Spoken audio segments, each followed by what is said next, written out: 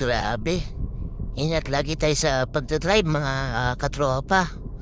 Tingnan natin kung paano ang nangyari kanina sa bago ko umalis dito sa bahay. Nung pagsakay ko dyan sa kotse, nagse-cellphone pa ako eh. Binabasa akong message na magpapakita sa akin. Ngayon, pagsakay ko, pinuksan ko yung bintana ko kasi nga para kita ko kagad yung yung mga parating at mga dumadaan. Siyempre, pinainit ko muna saglit yung sasakyan para naman di masira yung sasakyan natin. Nang pagdaan yung bike na yan, tas yung motor na yan, magkasunod yan eh.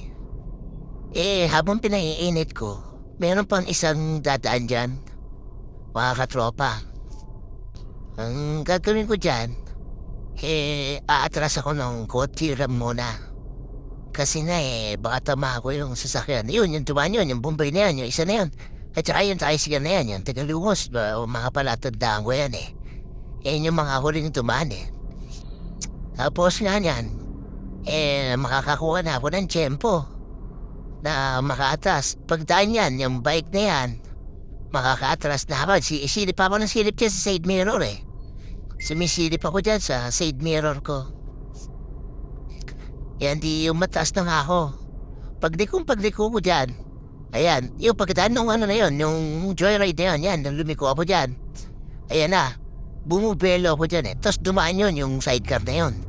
Pagkadaan na yun, doon na ang nangyari. Ayan o, yan, last temple daan na yan, yun na yun.